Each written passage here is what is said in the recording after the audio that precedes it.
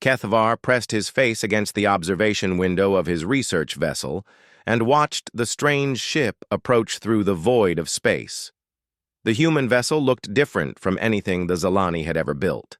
Where Zalani ships curved and flowed like living things, this human ship called Victory looked angular and harsh, covered in metal plates and strange projections that served no purpose Kethvar could understand.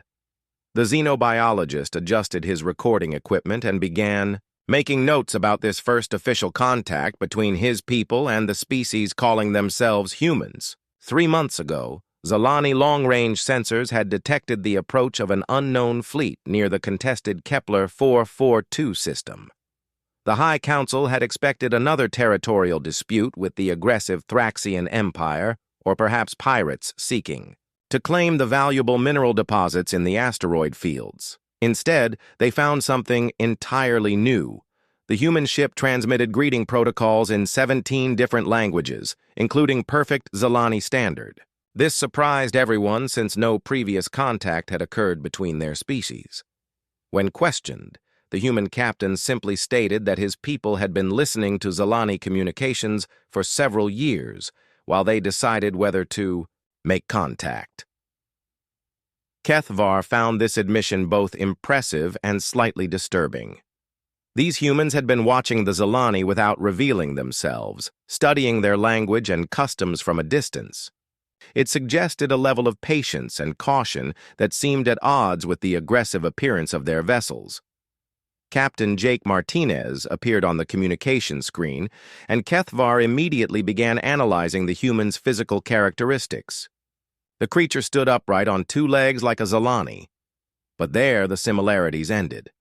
Martinez had a broader frame, darker skin, and strange facial hair that seemed to serve no biological function. His eyes moved constantly, scanning his surroundings even during peaceful conversation, and Kethvar noted how the human's hands remained near what appeared to be weapon controls even while discussing scientific cooperation. The human captain spoke in a calm, measured tone, but Kethvar's sensors detected elevated heart rate and increased adrenaline production. Either Martinez was nervous about the meeting, or humans naturally maintained a state of low-level combat readiness. Kethvar made a note to investigate this peculiarity further. Standing beside Martinez was Tactical Officer Lisa Brooks, a female, human with pale skin and sharp features. She said little during the initial negotiations, but Kethvar observed how her eyes never stopped moving, cataloging every detail of the Zalani ship visible on their screens. When she did speak, her questions focused on defensive capabilities and emergency procedures rather than the scientific aspects of the proposed joint mission. The humans had detected the same mysterious energy readings emanating from Kepler 442d that had attracted Zalani attention. According to their preliminary scans, the planet showed signs of ancient technology buried beneath its surface. Both species agreed that a joint expedition would benefit from combining human innovation with Zalani technological superiority. Kethvar felt confident about Zalani advantages in this partnership. Their ships traveled faster, their sensors reached farther, and their energy weapons could disintegrate asteroids from distances that human projectile weapons could never match. The humans seemed to understand this disparity and accepted junior status in the partnership without apparent resentment. What the humans offered in return was harder to quantify, but no less valuable. During the planning sessions, Kethvar watched.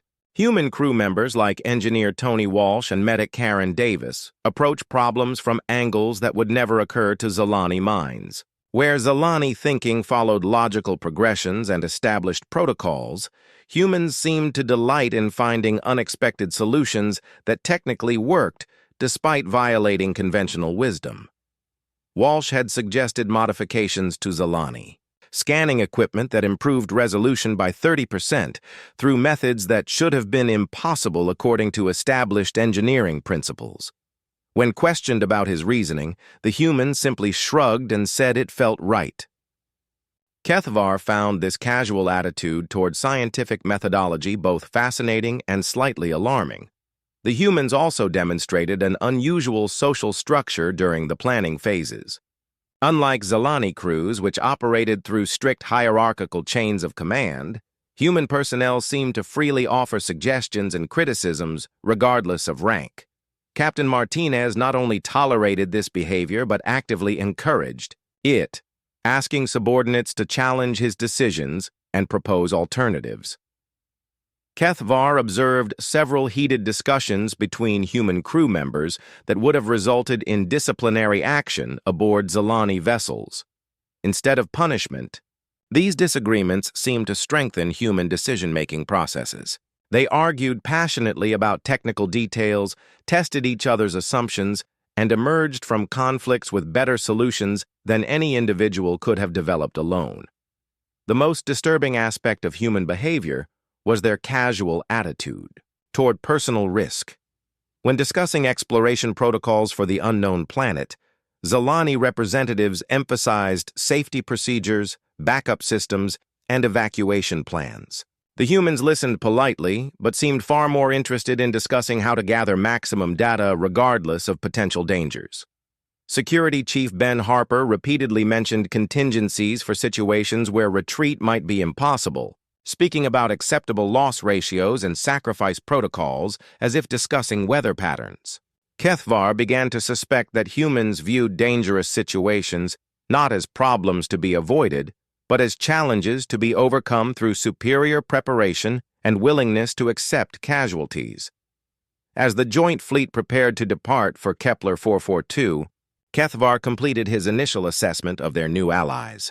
The humans appeared competent, innovative, and surprisingly pleasant for a species that had evolved on what they casually referred to as a death world.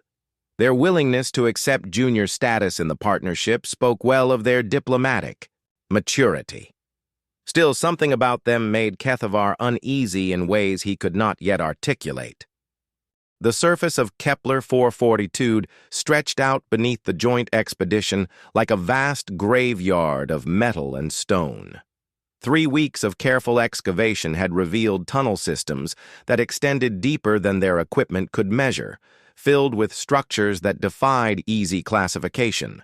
Kethvar stood in the main archaeological site, watching Dr. Susan Clark direct her team of human researchers through the latest discovery. The human xenoarchaeologist moved through the alien ruins with an intensity that made Kethvar uncomfortable. Where Zalani scientists proceeded methodically, documenting every detail before disturbing anything, Clark seemed to operate on intuition and educated guesses. She would study a wall panel for mere minutes before declaring its probable function and moving on to the next mystery. Her approach yielded results that embarrassed the more cautious Zalani researchers. In 3 weeks, Clark had identified power, conduits, control systems, and what appeared to be manufacturing facilities throughout the underground complex. The Zalani team, following proper scientific protocols, had managed to catalog exactly 17 artifacts in the same time frame. The ruins belonged to a species Clark had dubbed the Devourers based on fragmentary records found in the computer systems. According to the translated data, they had been a spacefaring civilization that vanished approximately 50,000 years ago after consuming the resources of hundreds of star systems. The archaeological evidence suggested they had achieved a level of biotechnology that integrated living organisms with mechanical systems in ways that current science considered impossible. Kethvar found the Devourer technology fascinating, but could not shake his growing unease about the humans' reaction to their discoveries. The Zalani team celebrated each new finding as a triumph of scientific advancement, but the humans grew quieter and more tense with every revelation about Devourer capabilities. Security Chief Ben Harper had increased patrol schedules and insisted on establishing additional emergency protocols, despite the obvious fact that the ruins had been dead for millennia. When questioned about his concerns, Harper simply stated that anything capable of consuming star systems deserved respect, even in death. The other humans nodded in agreement, sharing some cultural understanding that escaped Zalani comprehension. The breakthrough came when junior researcher Alex Turner discovered what appeared to be a central command chamber deep within the complex. The room contained a massive crystalline structure surrounded by biomechanical interfaces that pulsed with faint energy signatures. Clark identified it as some kind of master control system, possibly designed to coordinate planet-wide operations. Turner was examining the crystal when his scanning equipment malfunctioned, sending a powerful resonance pulse through the ancient structure. For a moment, nothing happened, and Turner began apologizing for the equipment failure. Then the crystal began to glow with increasing intensity, and dormant systems throughout the complex started responding to the awakening signal. Harper immediately ordered evacuation of all personnel, but his warnings came too late. The walls around them began shifting and reconfiguring themselves, sealing access tunnels and transforming the archaeological site into something that resembled a military command center. Ancient Devourer war machines, preserved in stasis for 50 millennia, began emerging from hidden chambers throughout the underground network. Kethavar watched in horror as the first biomechanical constructs revealed themselves. They stood 3 meters tall and moved with fluid grace that belied their armored appearance. Living tissue grew seamlessly into metal components, creating creatures that seemed to exist at the intersection of biology and technology. Sensory. Organs that might have been eyes studied the human and Zalani teams with obvious intelligence. The Devourer machines did not immediately attack. Instead, they seemed to be analyzing the intruders, processing information through some collective intelligence that connected all the awakening systems. Kethavar realized they were witnessing the resurrection of an entire military infrastructure that had been waiting in perfect hibernation for someone foolish enough to activate it. Clark grabbed Turner and began backing toward what she hoped was still an exit, shouting for everyone to move slowly and avoid sudden movements. The humans obeyed her instructions with disciplined precision, but several Zalani researchers panicked and ran for the sealed tunnels. The movement triggered an immediate response from the Devourer constructs, which began pursuing the fleeing scientists with mechanical efficiency. Harper and his security team formed a defensive line between the machines and the evacuating personnel, using their primitive kinetic weapons against enemies that absorbed energy blasts without apparent damage. Kethavar expected the humans to retreat in the face of obviously superior technology, but they held their position with grim determination, buying time for others to escape. The xenobiologist found himself being dragged toward safety by communications. Officer Amy Foster, who seemed remarkably calm despite the chaos erupting around them. She guided him through passages that the humans had apparently memorized during their weeks of exploration, taking routes that avoided the heaviest concentrations of awakening machines. As they reached the surface, Kethavar looked back to see the archaeological site transforming into something that resembled a military base. Structures rose from the ground, ancient assembly systems began producing new war machines, and communication arrays established contact with similar installations across the planet. The Devourers were not merely awakening, they were preparing for war. The orbital sensors detected massive energy signatures emerging from locations across Kepler 442 as the resurrection spread beyond the initial site. What had appeared to be a dead world was revealing itself as a vast military installation that had been waiting for someone to accidentally trigger its activation protocols. Harper was among the last to reach the surface, supporting an injured Zalani researcher, while his remaining security personnel provided covering fire against pursuing constructs. The human had acquired several wounds during the retreat, but continued functioning with an efficiency that impressed Kethavar despite his growing fear. The evacuation shuttles launched immediately, racing toward the orbital fleet as the planet's surface began sprouting defensive installations and launch facilities. Ancient Devourer technology was adapting to current conditions, analyzing the capabilities of the ships in orbit and preparing countermeasures that would make escape increasingly difficult. As they reached the safety of the fleet, Kethavar realized that the humans had been right to maintain their paranoid security measures. Their species had evolved on a world where constant vigilance meant survival, and those instincts had served them well when dealing with threats that more civilized species might have missed. The Zalani fleet commanders began planning immediate departure from the system, accepting that the archaeological mission had become too dangerous to continue. However, the humans were studying sensor readings with expressions that suggested they understood something about the Devourer awakening that escaped Zalani analysis. Clark approached Kethvar with data tablets covered in calculations and projections that painted a terrifying picture of what they had accidentally unleashed.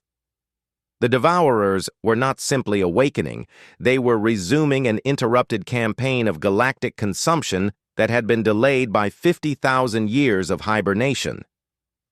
The Zalani fleet maintained what their commanders considered a safe distance from Kepler 442d while monitoring the planet's transformation.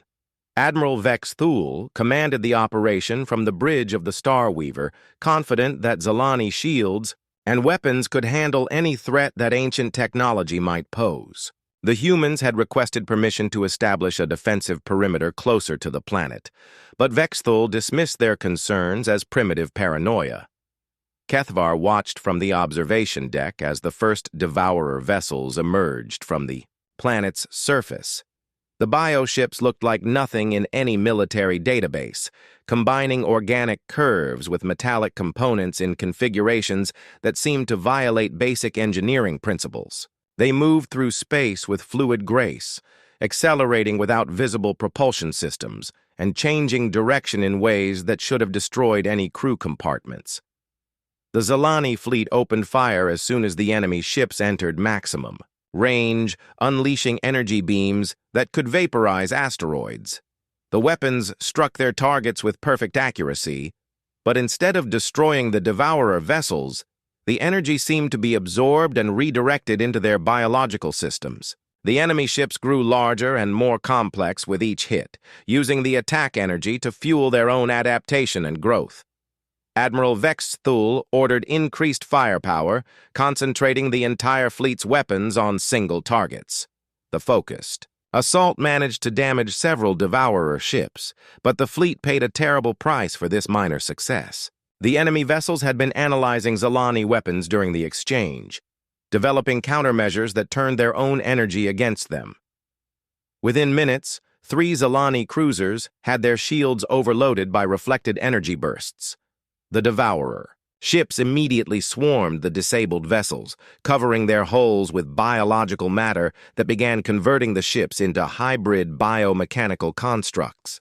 Kethvar watched in horror as Zalani crews were incorporated into the growing biomass, their consciousness subsumed into the collective intelligence controlling the enemy fleet. The human ship, Victory, broke formation and accelerated toward the planet at a speed that seemed suicidal. Captain Martinez had ignored Zalani retreat orders and was leading his vessel directly into the enemy formation. Kethvar expected to witness the destruction of their human allies, but what happened next challenged every assumption he had made about warfare and tactics. Instead of maintaining the long-range engagement that favored energy weapons, Martinez brought the Victory into close combat range, where the Devourer ship's advantages became liabilities. The human vessel fired kinetic projectiles and explosive charges that could not be absorbed or redirected, causing actual damage to enemy hulls. More importantly, the humans seemed immune to the psychological warfare that was paralyzing Zalani. Crews. Marine Commander Rachel Green led boarding parties directly onto Devourer vessels using nothing but magnetic clamps and personal weapons. The idea of deliberately entering enemy ships during combat violated every principle of civilized warfare, but the humans executed these attacks with coordinated precision that suggested extensive practice. Kethvar monitored communication channels as Green's Marines fought their way through biomechanical corridors that actively tried to kill them. The human soldiers adapted to each new threat with frightening creativity, using improvised explosives and environmental hazards against enemies that seemed impossible to defeat through conventional means. The most disturbing aspect of human combat behavior was their complete disregard for personal safety when protecting others. Sergeant Danny Rodriguez manually detonated a thermal charge while still attached to a Devourer vessel, sacrificing himself to prevent the ship from reaching 2 Zilani escape pods. The explosion damaged his own suit's life support, but Rodriguez continued fighting until the pods reached safety.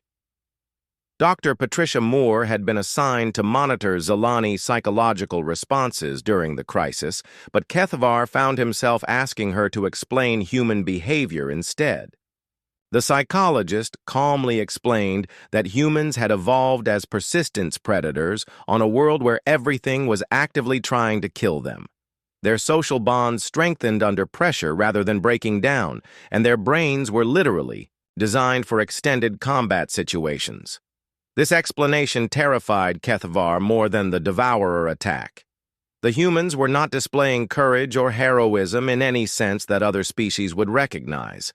They were simply operating according to biological programming that made sustained warfare feel natural and comfortable. What appeared to be extraordinary bravery was actually baseline human psychology under stress. The Victory's tactical approach began influencing the remaining Zilani vessels as their commanders observed human success against seemingly impossible odds. Several ships broke from standard formation and adopted closer engagement ranges, using the humans' kinetic weapon designs to supplement their energy arrays. The combination proved effective against Devourer adaptation systems that had been designed to counter energy-based attacks. Engineer Tony Walsh transmitted modification protocols that allowed Zilani ships to reconfigure their manufacturing systems for rapid production of kinetic ammunition. The process violated numerous safety regulations and required manual oversight that put engineering crews at constant risk, but it provided weapons that could actually damage enemy vessels. Kethvar found himself assigned to a human weapons station, alongside Communications Officer Amy Foster, who taught him to operate targeting systems designed around human reflexes and aggressive instincts. The interface required constant decision-making under pressure, forcing operators to choose between multiple bad options while enemy fire sought to destroy them. Foster remained calm throughout the engagement, providing steady guidance while simultaneously coordinating fleet communications and monitoring tactical data streams. Her ability to process multiple crisis situations without apparent stress made Kethvar question whether humans experienced fear in the same way as other species. The battle continued for hours as more Devourer vessels emerged from the planet's surface, and the combined fleet struggled to prevent them from escaping into open space. The humans had bought time through their unconventional tactics, but the enemy's technological advantages remained overwhelming. Every destroyed Devourer ship was replaced by 2 more, each incorporating lessons learned from previous encounters. Captain Martinez finally acknowledged that the position was hopeless and began coordinating a fighting retreat toward the outer system. The human evacuation protocols included provisions for destroying damaged vessels to prevent them from being converted into enemy assets, a level of military pragmatism that shocked Zilani observers. As the survivors regrouped beyond Devourer sensor range, Kethvar analyzed the engagement data and realized that human tactics had achieved something impossible. They had fought an ancient enemy armed with superior technology to a standstill, using nothing but creativity, determination, and an apparently limitless willingness to sacrifice themselves for others. The humans had saved most of the Zilani fleet through methods that violated every principle of civilized warfare, and they discussed the outcome as if trading casualties for strategic objectives was a normal part of military planning. Kethvar began to understand that he was allied with a species that viewed warfare as a problem to be solved rather than a disaster to be survived. The combined fleet limped toward the outer edge of the Kepler 442 system, with only 3 Zilani vessels and the heavily damaged Victory remaining operational. Behind them, the planet had transformed into a massive shipyard where Devourer bio-vessels emerged in increasing numbers. Kethvar studied the tactical displays and realized that their temporary victory had only delayed an inevitable defeat. The enemy construction rate exceeded anything in recorded military history. Ancient manufacturing, systems were converting planetary mass into war machines at a pace that would produce thousands of vessels within days. Each new ship incorporated improvements based on data gathered during the recent engagement, making them progressively more dangerous than their predecessors. Admiral Vex Thole had accepted the loss of the system and was preparing evacuation routes that would carry warnings to the major population centers. The Zalani military doctrine emphasized strategic withdrawal when facing superior forces, preserving resources for defensive actions that offered better odds of success. The humans listened to these plans with expressions that suggested they found something fundamentally wrong with the entire approach. Captain Martinez requested a private meeting with the surviving commanders to discuss alternative strategies. When the conference convened, he presented tactical analyses that painted an even more disturbing picture than the Zalani assessments. According to human projections, the Devourers would achieve sufficient fleet strength to threaten neighboring systems within 2 weeks. The ancient enemy was not simply building ships. They were resuming a campaign of galactic consumption that had been interrupted 50,000 years ago.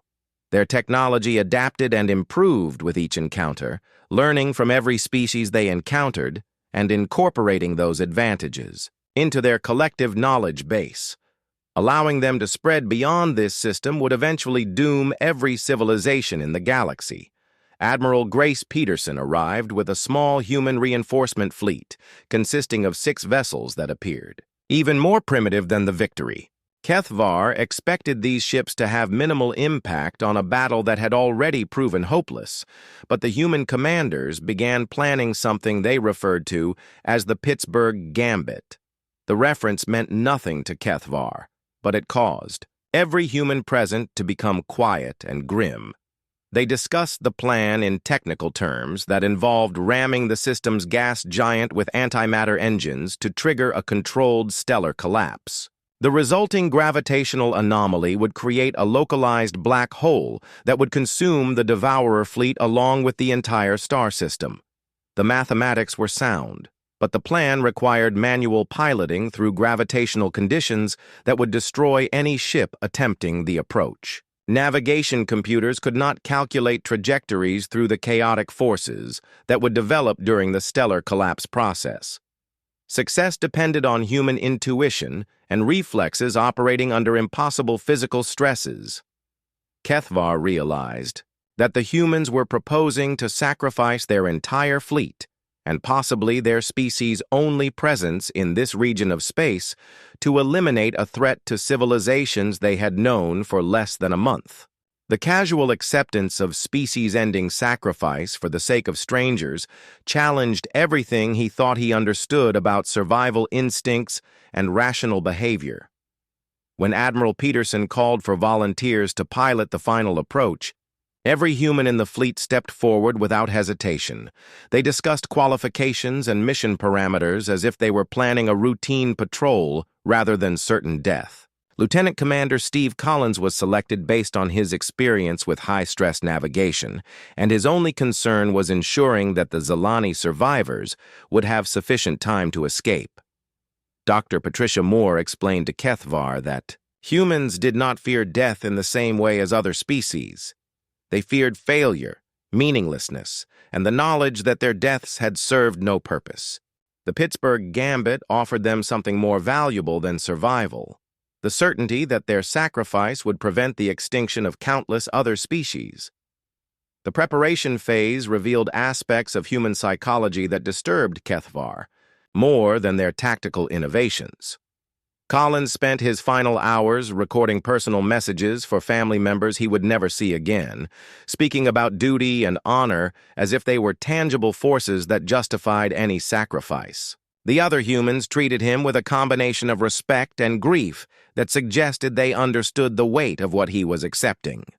The Devourer fleet had detected the human reinforcements and was accelerating its construction schedule to launch an overwhelming assault before the defenders could organize effective resistance. Bioships emerged from the planet in formations that stretched across hundreds of thousands of kilometers, their organic hulls pulsing with hostile intelligence.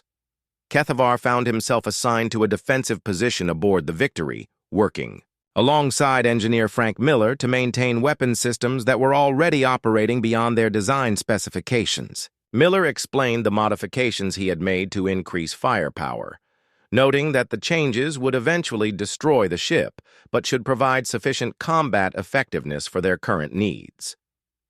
The human engineer discussed equipment, failure, and system degradation as if they were acceptable trade-offs for short-term tactical advantages. His willingness to sacrifice long-term functionality for immediate combat effectiveness reflected a military philosophy that prioritized mission success over resource preservation.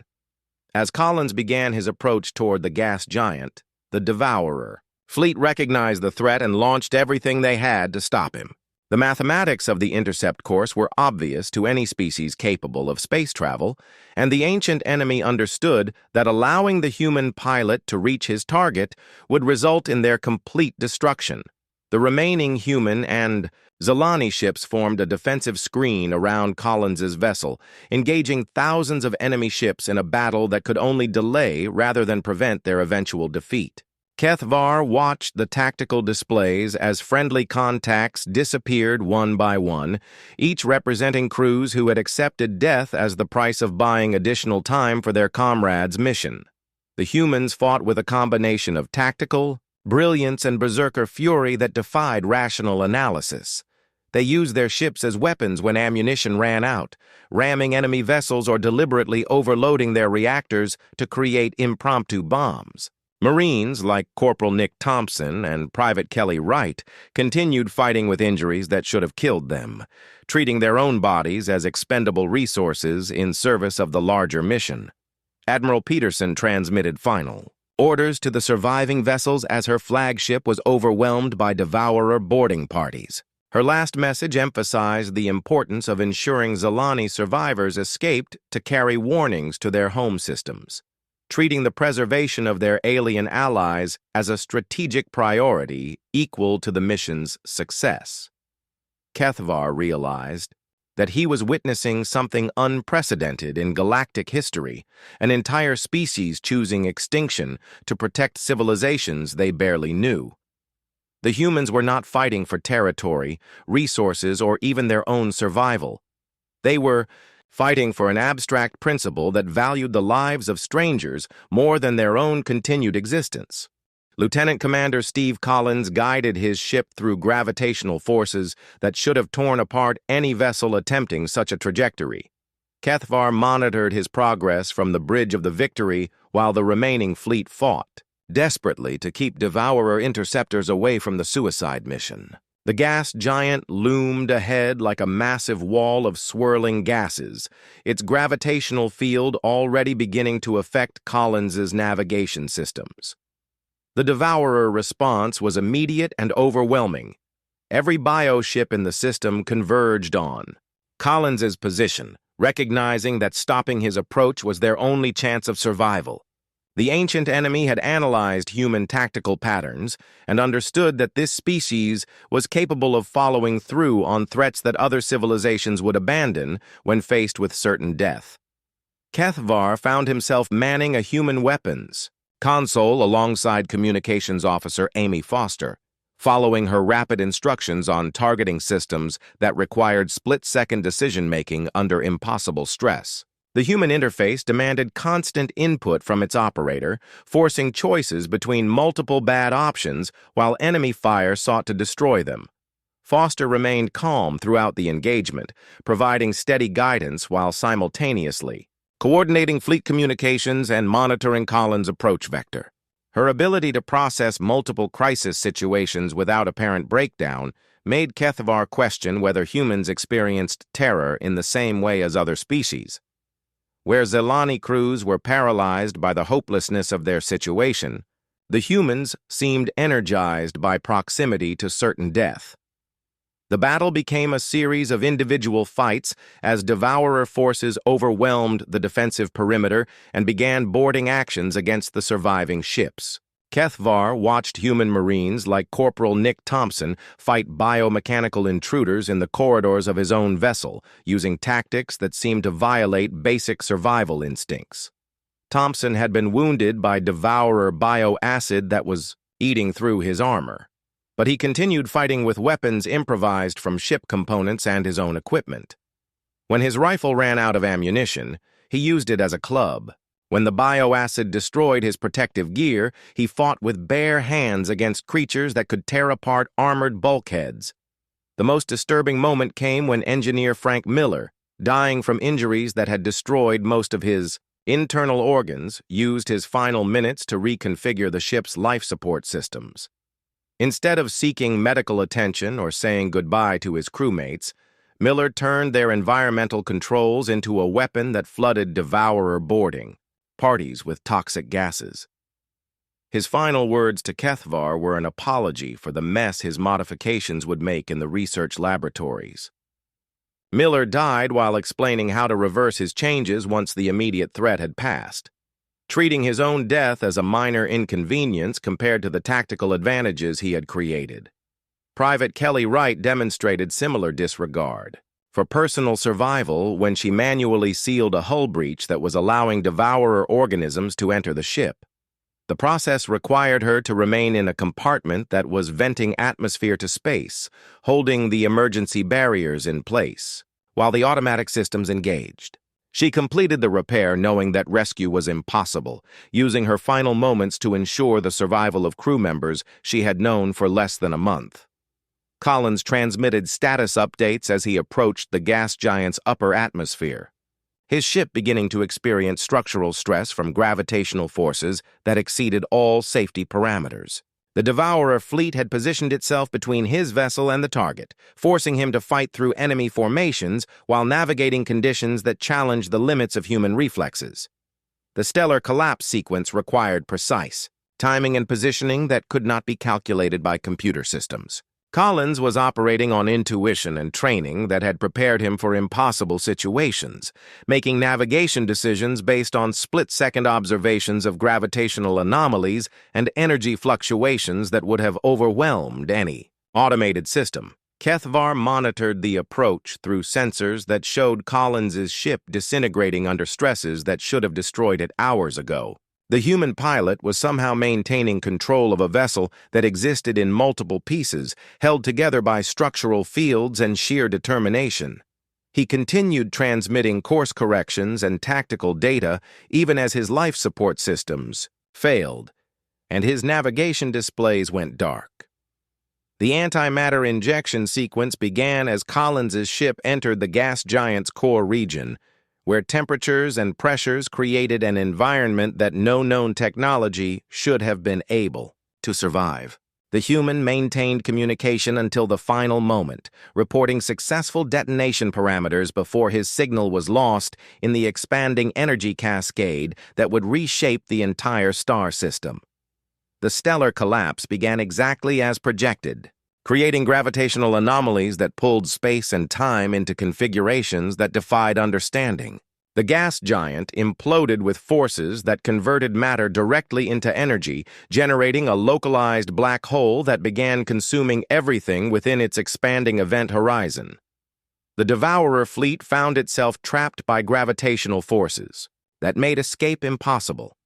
Their bioships, designed for adaptation and survival, could not evolve solutions to fundamental changes in the structure of space-time itself. Thousands of ancient war machines that had survived for 50 millennia were drawn inexorably toward destruction by forces that treated their advanced technology as irrelevant.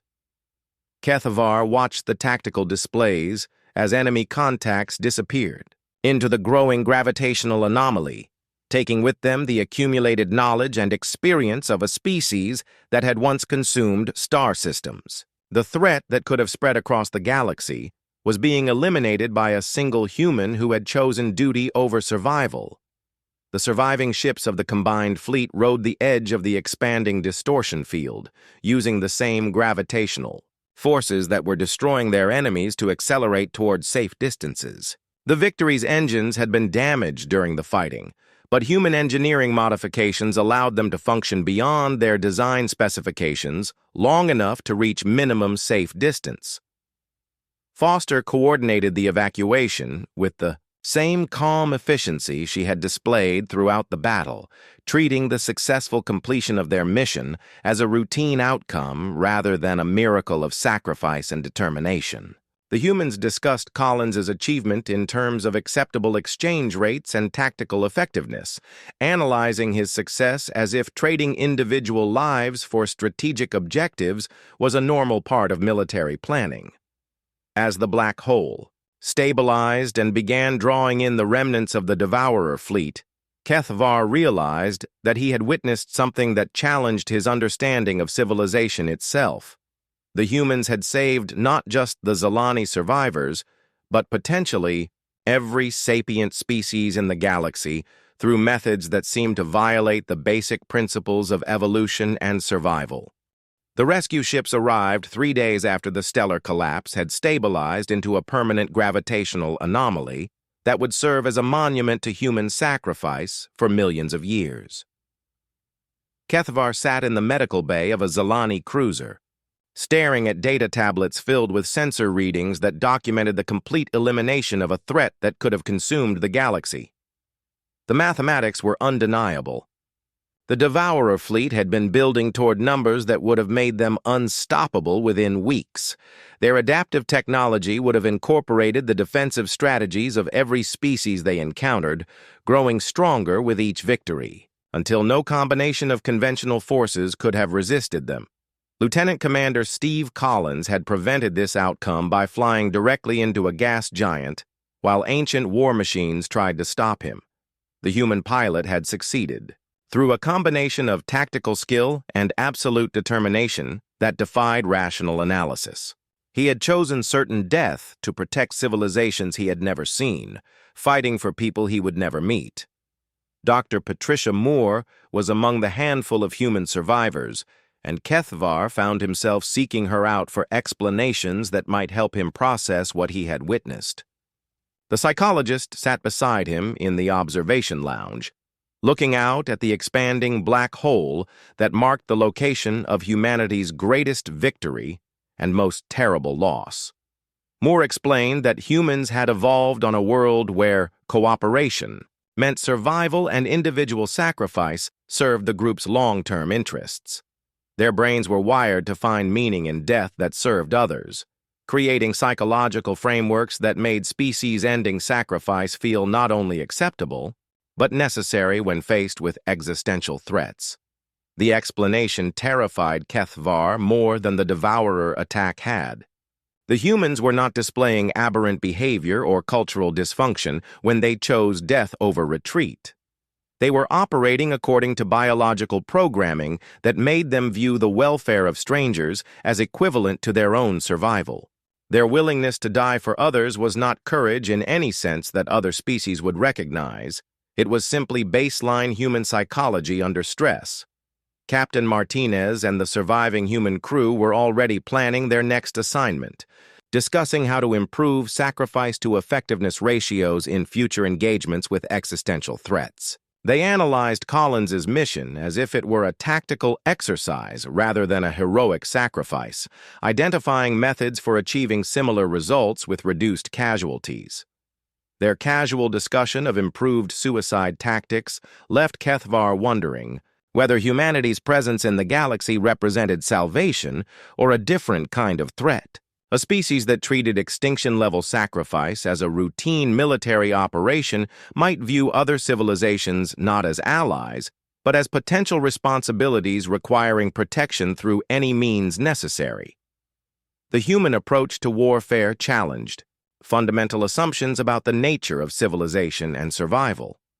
Where other species develop technology and strategy to minimize casualties and preserve resources, humans seem to optimize for maximum effectiveness regardless of cost.